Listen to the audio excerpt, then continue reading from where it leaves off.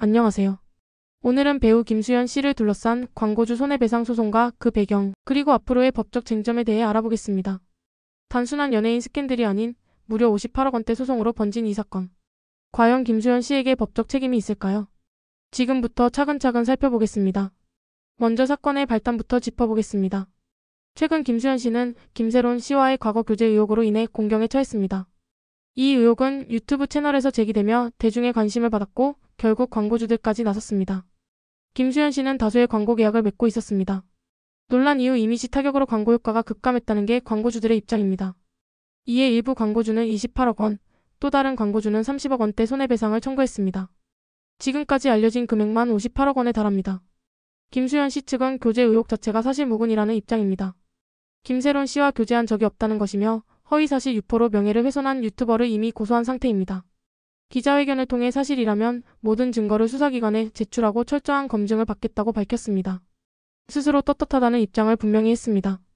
만약 김수현 씨의 말대로 교제 사실이 없던 것으로 드러나면 광고주들의 손해는 의혹을 제기한 쪽이 책임질 가능성이 큽니다. 그러나 광고주들의 주장은 다릅니다. 광고 계약서에는 사회적 물의를 일으켜 이미지가 훼손될 경우 위약금을 지급해야 한다는 조항이 있습니다.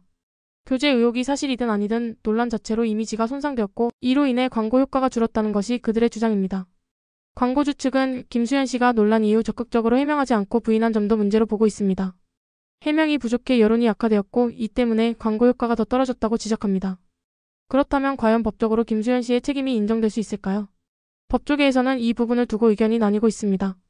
일부 전문가는 과거 김세론 씨의 나이와 법령을 근거로 교제 의혹이 사실이라 하더라도 법적인 문제는 아니라고 말합니다. 결국 김수현 씨가 얼마나 책임이 있는지, 이미지 훼손이 광고 효과에 얼마나 영향을 주었는지가 쟁점입니다. 반대로 또 다른 전문가는 광고 계약서 조항을 근거로 광고주가 손해를 입었음을 입증하면 김수현 씨가 일정 부분 책임질 수 있다고 봅니다.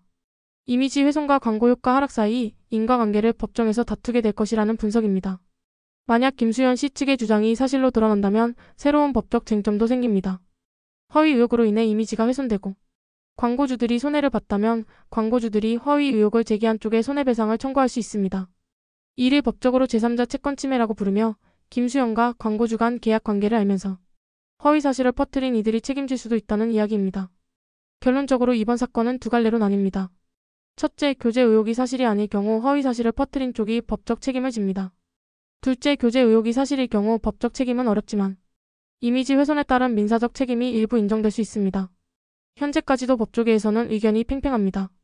사건 결과가 어떻게 나오든 이번 소송은 연예인 이미지와 광고 계약상 책임 문제를 두고 중요한 판례가 될 전망입니다.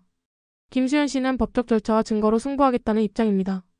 진실은 무엇일지 법원의 판단은 어떤 결론을 내릴지 많은 이들의 이목이 집중되고 있습니다. 오늘 소식은 여기까지입니다. 시청해주셔서 감사합니다.